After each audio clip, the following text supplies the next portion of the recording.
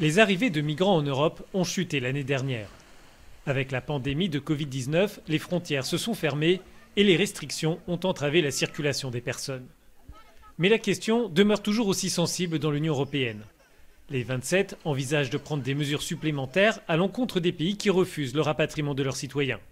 Cette menace pourrait prendre la forme de limitations en matière de visa. C'est un nouvel outil que nous avons à notre disposition.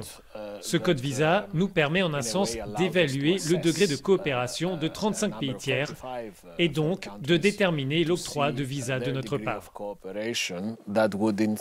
C'est un nouveau dispositif.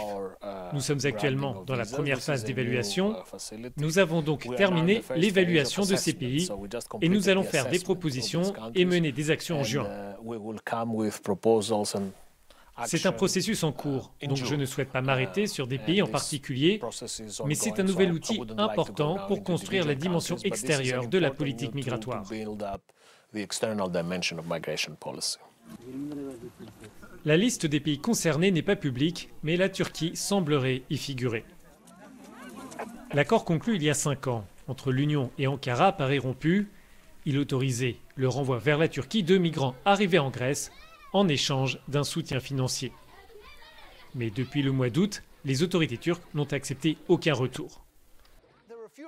Pour les ONG, l'effort doit surtout se concentrer ailleurs.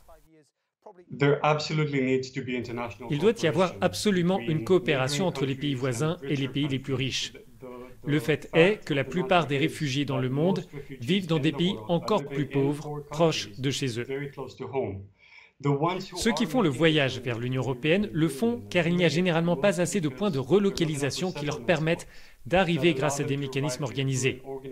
Ces personnes, si elles arrivent pour s'installer dans l'Union européenne, si ce sont des réfugiés, il n'y a aucune raison de les renvoyer ailleurs.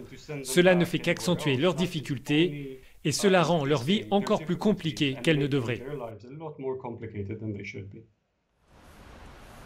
Ce plan européen est une tentative pour faire pression sur les élites politiques de certains pays particulièrement pauvres, avec des mesures qui pourraient leur faire du tort.